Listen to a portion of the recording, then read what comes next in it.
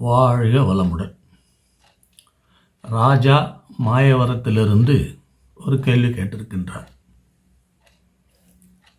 ஒரு கிரகத்தின் திருக்பலத்தை பாவக ஆரம்ப புள்ளியிலிருந்து கணக்கிடுவதா, மத்திய புள்ளியிலிருந்து கணக்கிடுவதா என்று கேட்டிருக்கின்றார். அத்துடன் லக்ன புள்ளி என்பது பாவத்தின் ஆரம்ப புள்ளியா அல்லது மத்திய புள்ளியா என்றும் கேட்டிருக்கின்றார். அடுத்தது, ஒரு கிரகத்தின் திருக்பலத்தின் வீச்சனம் முன்பின் எத்தனை டிகிரி? இப்படி முதல்ல ஒரு கேள்வியை கேட்டதனுடைய தொடர்பை அங்கே கொண்டு போயிட்டார், பின்னால் கொண்டு போயிட்டார். நடுமத்தியில் லக்ன புள்ளி என்பதின் பாவத்தின் ஆரம்ப புள்ளியா அல்லது மத்திய புள்ளியா என்பதை இடையில சேர்த்து விட்டார். இது முதல் கேள்வியும் மூன்றாவது கேள்வியும் ஒன்றை குறிப்பிடுவதாகும். கிரகத்தின் திருக்பலத்தை குறிப்பிடுவதாகும். அப்போ திருக்பலத்தை பற்றி நாம் ஒரு வரியில் பதில் சொல்லிட முடியுமா? முடியாது. ஏன்னா அதுக்கு ஒரு கணக்கே இருக்குது. அந்த கணக்கின் பிரகாரம்தான் நாம் போட்டு அந்த திருக்பலம் எப்படி, எந்த அடிப்படை, அதனுடைய வீச்சனம் எவ்வளவு என்பதையெல்லாம் அந்த கணக்கின் மூலமாகத்தான் நாம் தெரிந்து கொள்ள முடியும். அந்த கணக்கை நான் இங்கு விளக்குவதற்கு உண்டான சூழ்நிலை இல்லை. ஏனென்றால் நான் படித்து மிக நீண்ட காலம் ஆயிற்று இதையெல்லாம் படித்து. ஆகவே இன்னும் எனக்கு அது ஞாபகத்தில் இருக்கும் என்று சொல்ல முடியாது. ஆனால் திரு ஸ்ரீஜி ராஜன் அவர்களுடைய ஜாதக கணிதத்தின் முதல் பாகத்திலே இதை பற்றிய விவரங்களை அவர் கொடுத்திருக்கின்றார். அதில் நான் படித்திருக்கின்றேன். அதிலே இந்த கணக்கு எப்படி என்பதை பற்றி ஷட்பலா கணக்கீட்டில் இதுவும் ஒரு பலம் என்பதனால் இதை பற்றி அவர் விவரித்திருக்கின்றார். ஆகவே இதற்குரிய முழு விளக்கம் அவருக்கு தேவை என்றால், அல்லது மற்றவர்கள் எவருக்கேனும் தேவை என்றால், திரு சிஜி ராஜன் அவர்களுடைய ஜாதக கணிதம் முதல் பாகத்தையும் அதை எப்படி பயன்படுத்துவது என்ற விவரங்களை இரண்டாவது பாகத்திலும் கொடுத்திருக்கின்றார். ஆகவே சிஜி ராஜனின் ஜாதக கணிதம் 1ஆம் பாகம் 2ஆம் பாகம் ஆகிய இரண்டையும் வாங்கி படித்தால் இதை பற்றிய விவரங்களை முழுமையாக புரிந்து கொள்ள முடியும். ஒரு லக்ன புள்ளி என்பது பாவத்தின் ஆரம்ப புள்ளியா அல்லது மத்திய புள்ளியா என்று கேட்டிருக்கிறார். லக்னம் என்பதே மத்திய புள்ளி தான். அது அந்த லக்னத்தினுடைய ஓரத்தில் விழுந்திருந்தாலும் சரி, ஆரம்பத்தில் விழுந்திருந்தாலும் சரி, அதைத்தான் லக்னத்தினுடைய மத்திய புள்ளியாக நாம் எடுத்துக்கொள்ள வேண்டும். அதிலிருந்து தான், அந்த லக்ன புள்ளியிலிருந்து தான், அந்த டிகிரியிலிருந்து தான் முன்புறம் எவ்வளவு தூரம் விரிவு, பின்புறம் எவ்வளவு தூரம் விரிவு என்பதை பாவக சக்கரத்தின் மூலமாக அறிய முடியும். அதற்கு பாவக சக்கரம் மிக முக்கியம். பாவக சக்கரத்திலே நாம் போட்டோம் என்றால் பாவ ஆரம்பம், மத்தி, முடிவு மூன்றும் வரும்.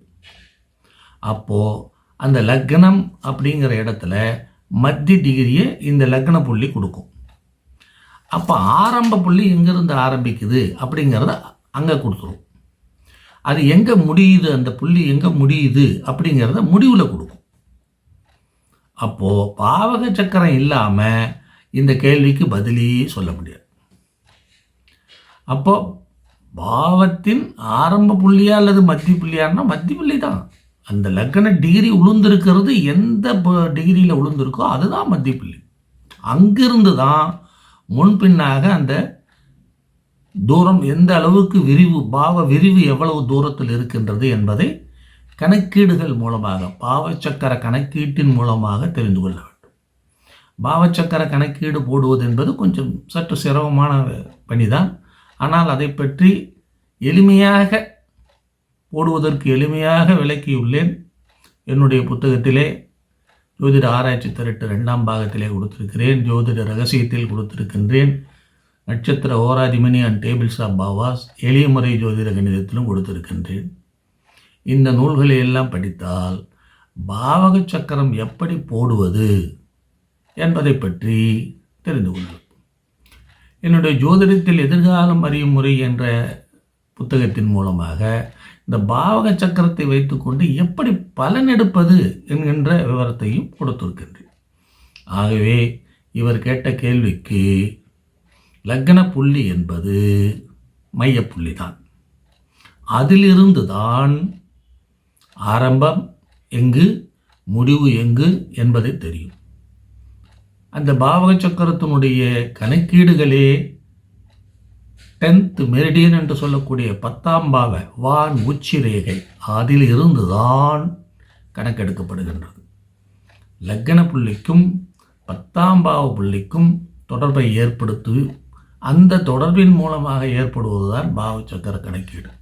அது ஒரு பெரிய அளவிலான விஷயம் இருக்குது. அதை நான் விளக்கியிருக்கேன் அந்த புத்தகங்களில். அதை வாங்கி படிச்சிங்கன்னா பாவ சக்கரம் போடும் முறை பற்றி எல்லாம் தெரிஞ்சுக்கலாம். இப்போ கம்ப்யூட்டருங்களில் அழகாக கொடுத்துட்டாங்க. பாவ சக்கரம் கொடுத்து பாவ ஆரம்பம் மத்திய முடிவு எல்லாத்தையும் கொடுத்துட்றாங்க. ரொம்ப ஈஸியாக நம்ம எடுத்துக்கலாம். நாம் கணக்கு போட வேண்டிய அவசியம் இல்லை. கணக்கு போடுறதை நம்ம தெரிஞ்சுக்கலாம். எப்படி கணக்கு போடணும் அப்படிங்கிறத வேணால் புத்தகத்தை படித்து தெரிஞ்சுக்கலாம். ஆனால் இப்போ கம்ப்யூட்டருங்களில், பெரும்பான்மையான கம்ப்யூட்டருங்களில், சாஃப்ட்வேருங்களில் அவங்களே போட்டு கொடுத்துட்றாங்க. பாவக சக்கரம்னு போட்டு கொடுத்துட்டு பாவ ஆரம்பம் மத்தி முடிவு எவ்வளோ என்னென்ன டிகிரிக்கு ஒவ்வொரு பாகத்துக்கு என்னென்ன வருது அப்படிங்கிறத அவங்களே கொடுத்துட்றாங்க. அதை வச்சுக்கிட்டு நாம் கணக்கீடுகளை பாவம் எந்த இடத்துலேருந்து ஆரம்பிக்குது, எந்த இடத்துல முடியுது, எந்த இடத்துல மையப்புள்ளி அமையுது அப்படிங்கிற மையப்புள்ளி தான் நமக்கு ஏற்கனவே தெரியும், லக்ன மையப்புள்ளி. அதே மாதிரி ஒவ்வொரு பாவத்தினுடைய மையப்புள்ளியும் நம்ம கணக்கு போட்டு பார்க்கணும். கொஞ்சம் கொஞ்சம் வித்தியாசம் வரும். ஒவ்வொரு பாவத்தினுடைய கரெக்டாக 30 டிகிரின்னு வராது. ஒரு பக்கம் பார்த்திங்கன்னா விரிவு அதிகமாக இருக்கும், ஒரு பக்கம் பார்த்திங்கன்னா விரிவு கம்மியாக இருக்கும். எல்லா ஜாதகங்களுக்கும் சரியான முறையில் 30 டிகிரி தான் பாவத்தின் விரிவுன்னு சொல்ல முடியாது. பாவத்தின் விரிவு மாறுபடும். ஆகையினால் இந்த கம்ப்யூட்டரில் இருக்கக்கூடிய கணக்குகளை நல்ல முறையில் பயன்படுத்திக்கோங்க. மையப்புள்ளி பாவ மத்தின்னு தான் கொடுத்துருப்பாங்க. அந்த பாவ மத்தி தான் அந்த புள்ளி. டிகிரி லக்ன டிகிரினுடைய மத்தி என்பது அந்த லக்ன டிகிரினுடைய புள்ளி தான் மத்தி. அதிலிருந்து தான் முன்பின்னாக நாம் பாவ விரிவை பார்த்துக்கணும். ஆரம்பம் மத்தி என்பது விளக்கும். ஆகவே அதை தெரிந்து கொள்ளுங்கள். வணக்கம்.